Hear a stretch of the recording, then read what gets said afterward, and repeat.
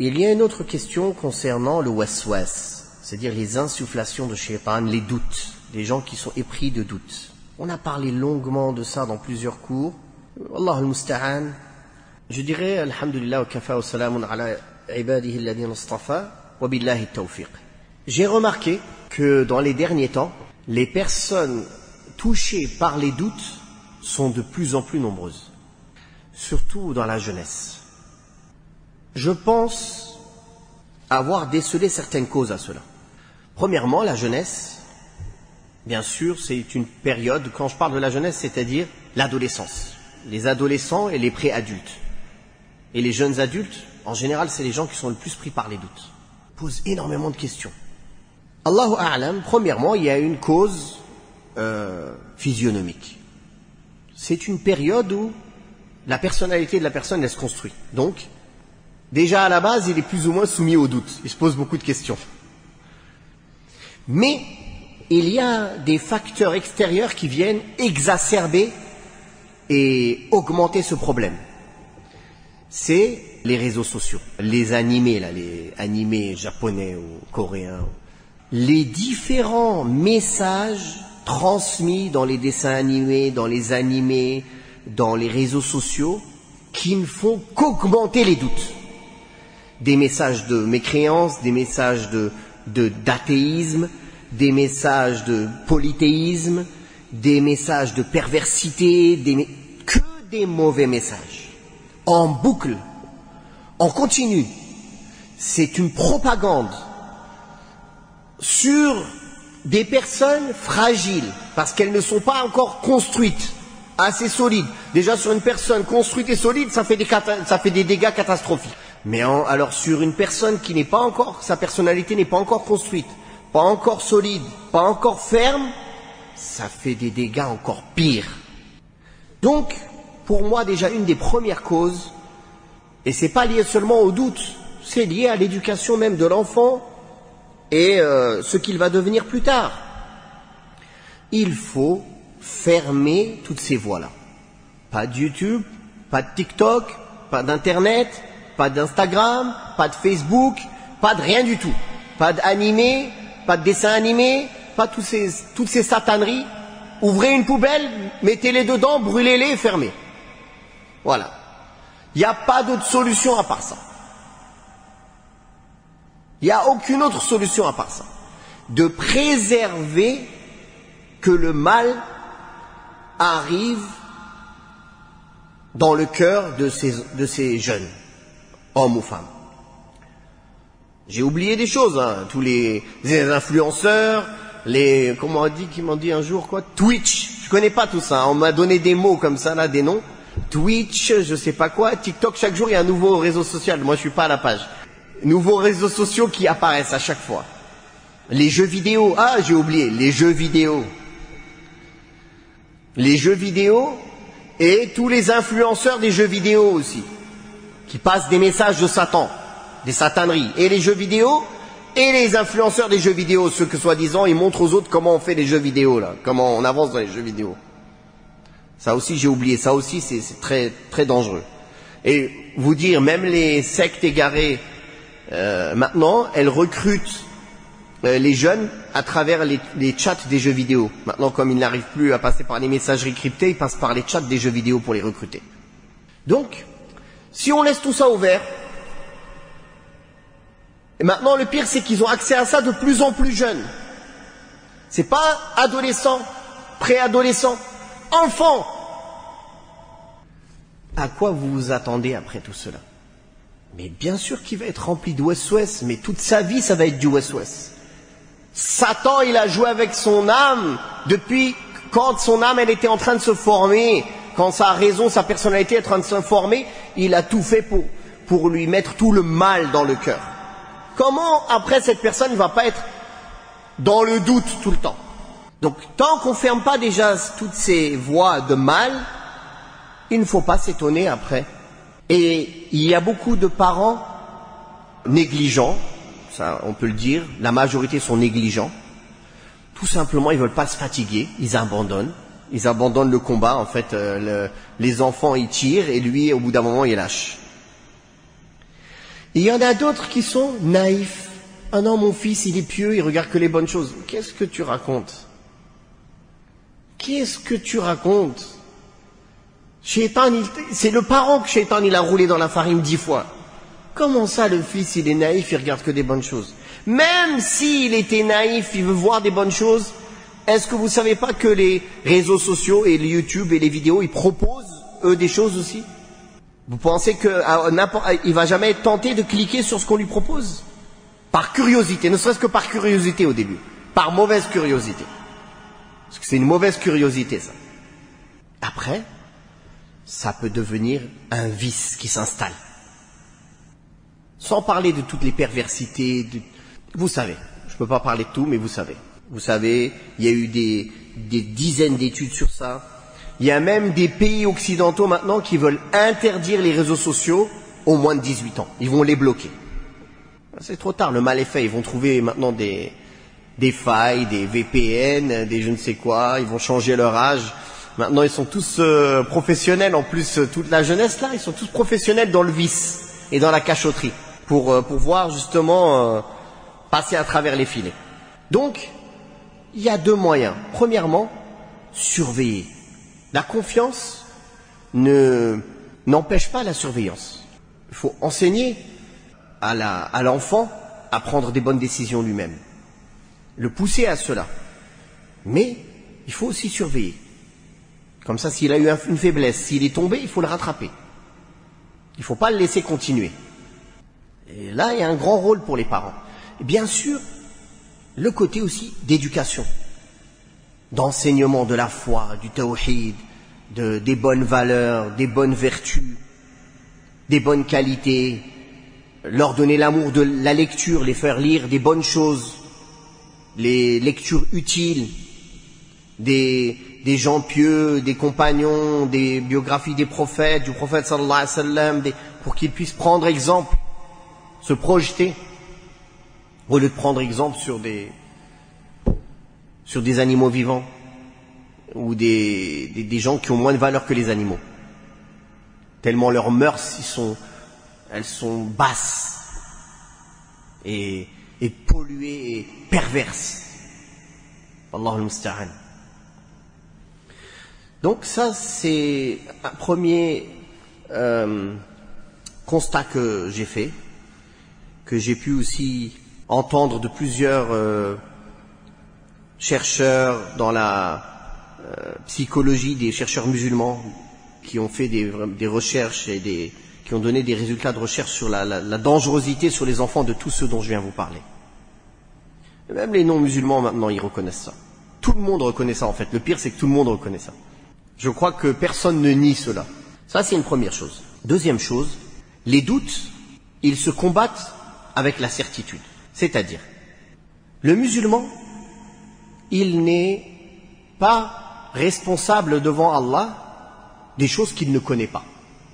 Par exemple, une impureté l'a touché, mais il ne sait pas. Même s'il prie avec cette impureté, sa prière est valide. Donc déjà, il faut savoir qu'Allah est miséricordieux. Il a mis des conditions de validité de la prière, de purification. Mais ça ne veut pas dire par là que la personne, il doit se poser des questions. Ah, est-ce que j'ai marché quelque part, une impureté m'a touché? Est-ce que l'eau a bien touché chaque poil sous chaque poil? Non. Allah Ta'ala ne t'a pas demandé d'approfondir les choses à ce point.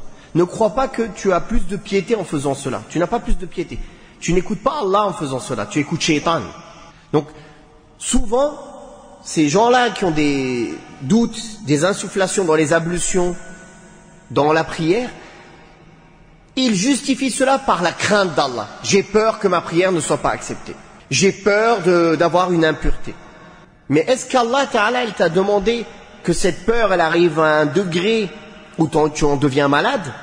Ou il t'a juste demandé d'essayer de faire attention de manière générale? Non pas d'aller faire des enquêtes sur l'invisible ou sur des choses que tu ne peux pas voir. Donc tant que tu n'as pas la certitude complète que tu as perdu les ablutions, tu as les ablutions. Tant que tu n'as pas la certitude complète que tu as une impureté sur ton vêtement ou ton corps, à la base c'est que tu es pur. La base c'est que tu es pur. Pourquoi tu te poses des questions? Est-ce que je suis impur? Est-ce que je me suis bien nettoyé? Encore autre chose. Au temps du prophète sallallahu alayhi wa sallam, la majorité des Arabes, ils utilisaient les pierres pour se purifier de la selle. Quand ils allaient à l'urine ou à la selle, ils utilisaient des pierres. 3 pierres minimum.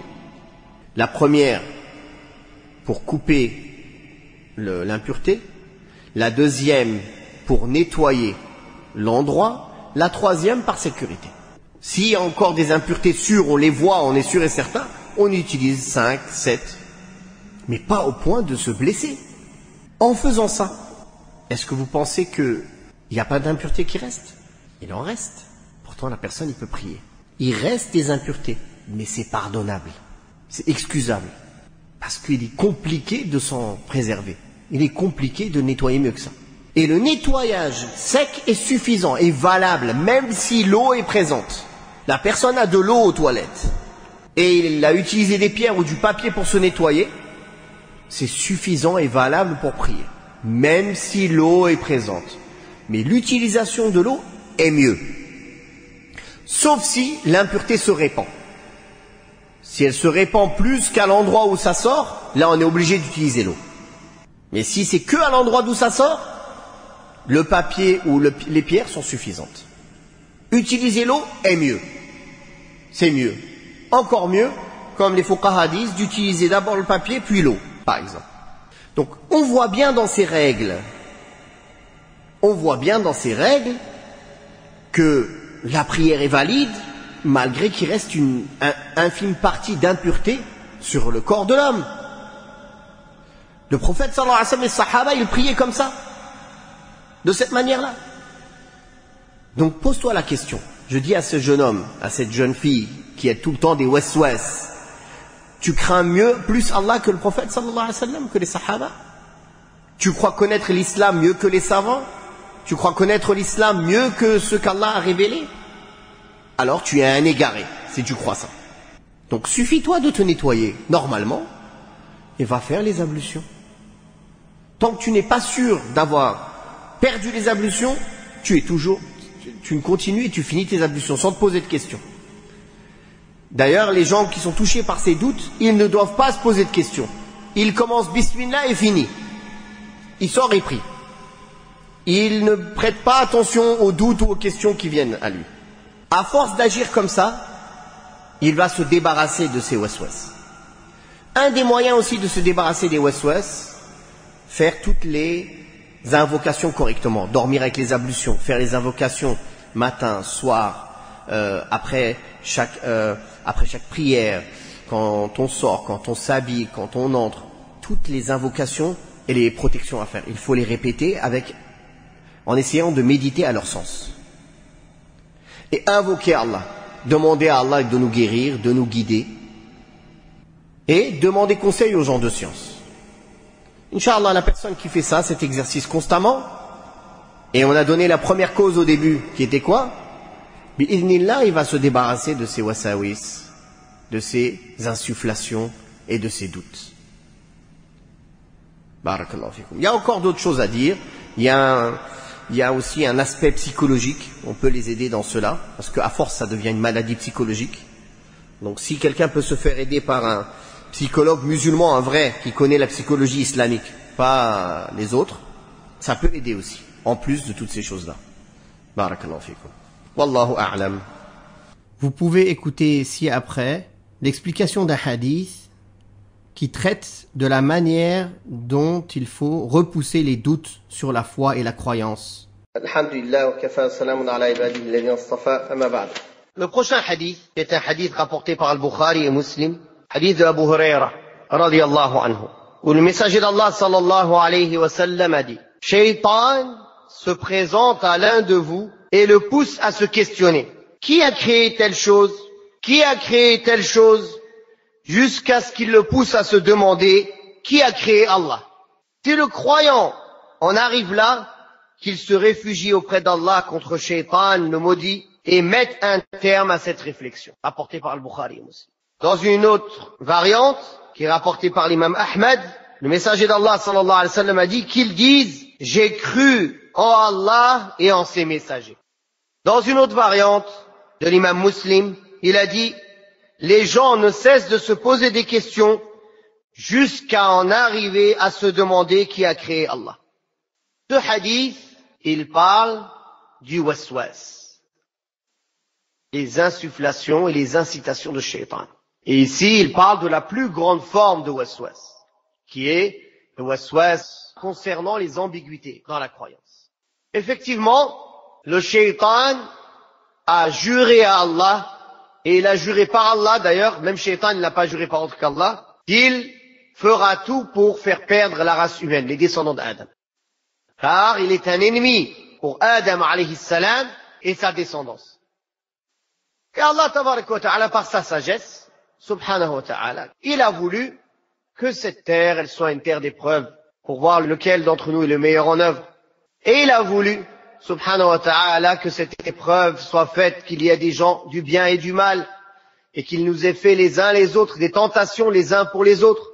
Et il a voulu, subhanahu wa ta'ala, laisser cette période à Shaitan pour qu'il fasse l'effort sur les croyants, en affirmant qu'il n'aura pas de pouvoir sur les serviteurs d'Allah sincères.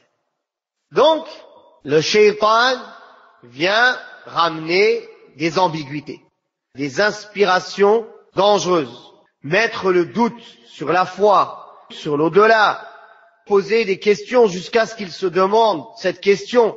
On trouve, subhanallah, beaucoup de frères et de sœurs nous contactent à cause de cela. Ils ont des waswas dans plusieurs choses, que ce soit dans la foi, dans les adorations, dans les ablutions, la salat, par rapport à leur relation avec les gens. Ah oui, mais lui m'a regardé, ou il a parlé avec moi. Ah non, il est paranoïaque. Les inspirations de shaitan, elles peuvent être aussi venues ramenées par des shayatin hommes, pas seulement par des shayatin djinn. Un athée, un kafir, qui vient te mettre des ambiguïtés sur ta foi. Te dit oui mais si, oui mais ça. D'ailleurs, entre parenthèses, pour montrer le danger de mettre ses enfants dans les mains des gens qui ne sont pas de confiance, je connais un frère avec qui j'ai fait le pèlerinage à plusieurs reprises, dont sa fille allait à l'école. Dans un cours, il en est venu à parler d'Allah, comme ils disent de Dieu, et une fille de 11 ans. Et subhanallah, le professeur, il lui a dit une parole qui lui a mis un doute sur sa foi. Une seule parole. À cause de cette parole, la fille, elle a mis des années à se débarrasser de ce doute. Elle avait des doutes sur tout l'islam. Donc, subhanallah, des shayatines, hommes et djinns, il y en a, qui viennent ramener des ambiguïtés, des doutes, essayer d'ébranler la foi du croyant. Des doutes, que ce soit des ambiguïtés, comme je vous ai dit, dans la foi, ou bien des doutes dans les adorations. Alors, le messager d'Allah, sallallahu alayhi wa sallam, nous a donné le remède.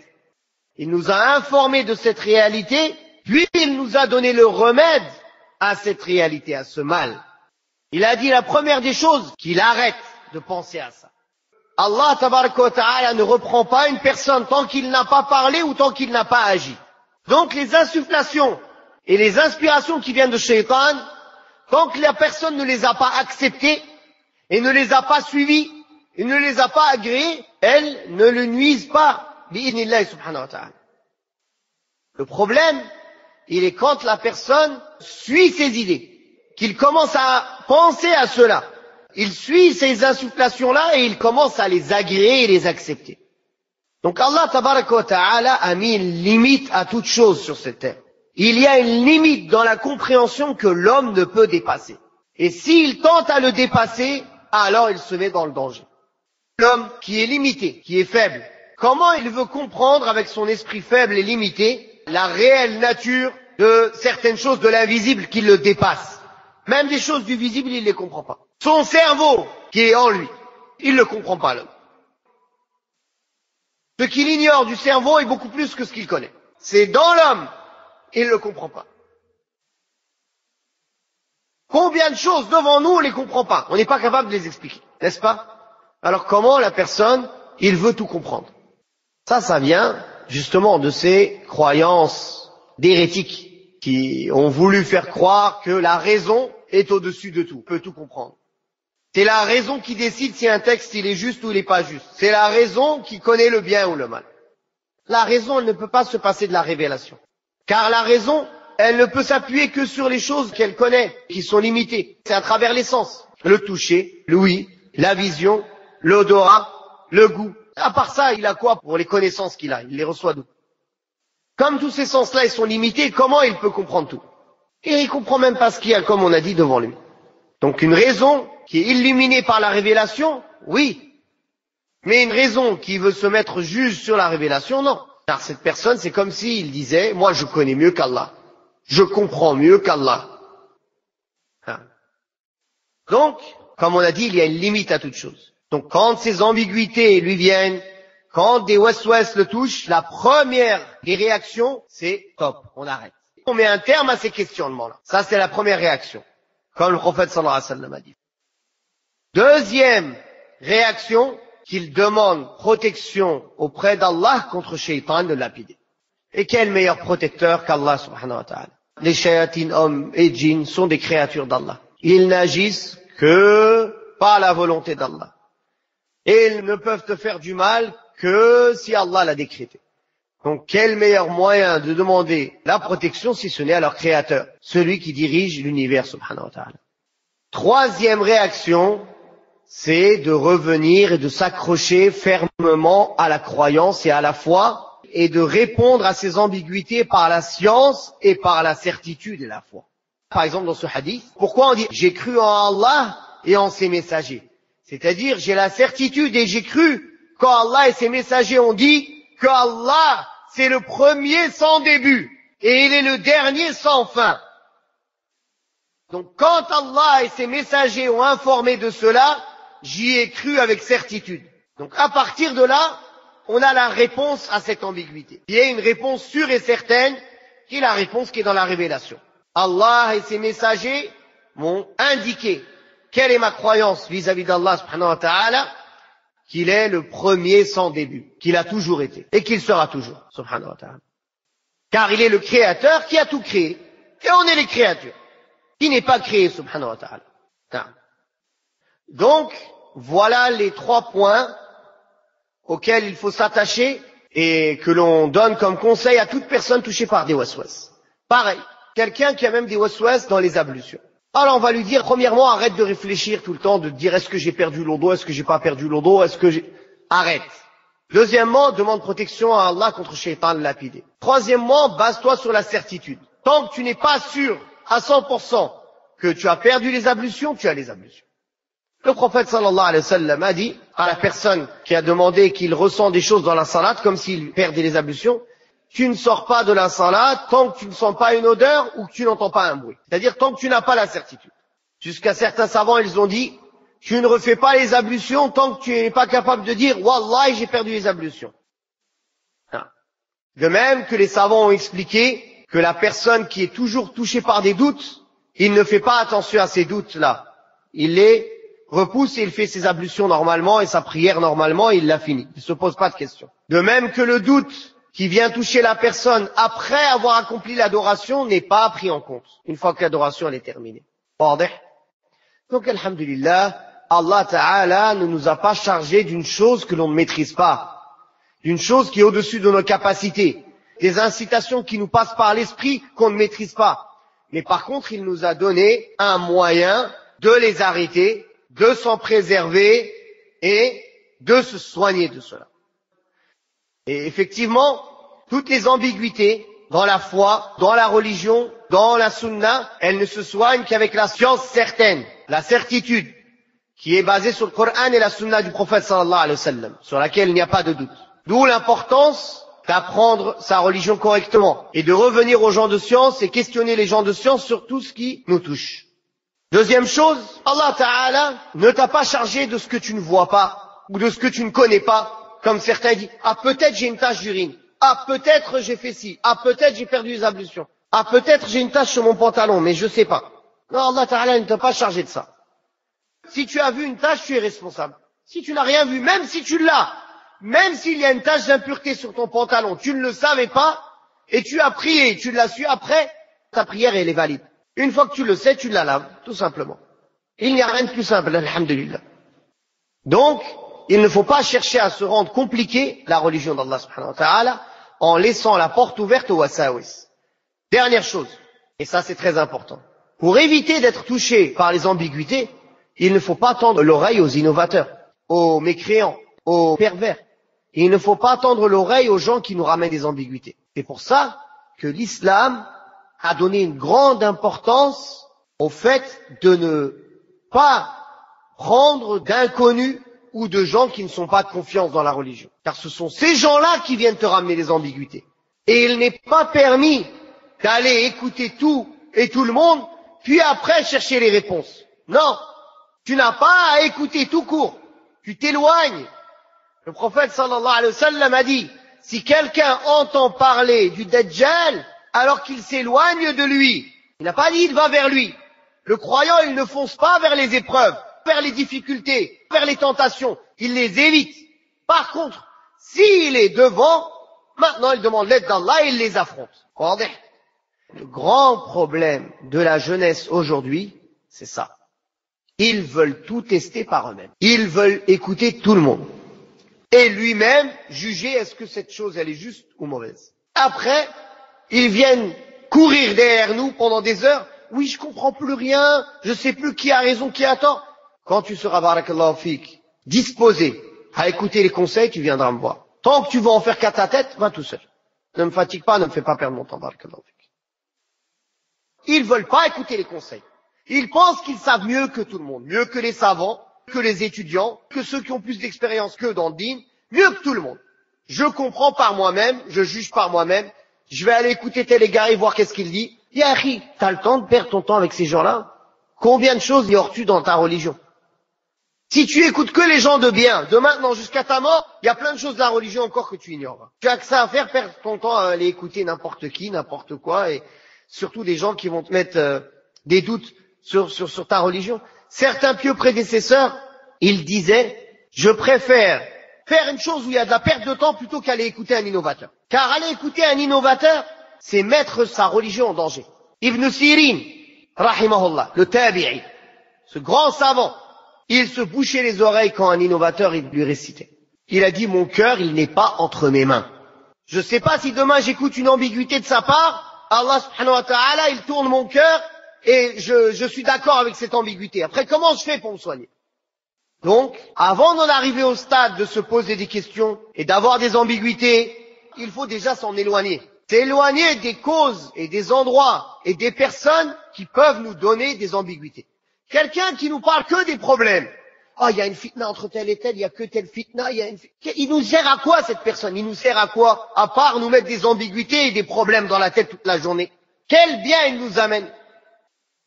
Reste avec la personne bénéfique pour toi. Elle t'enseigne un bien, elle te met en garde contre un mal, elle te dirige vers les gens de bien. Une personne, tu n'as que du bénéfice avec elle, dans l'au-delà.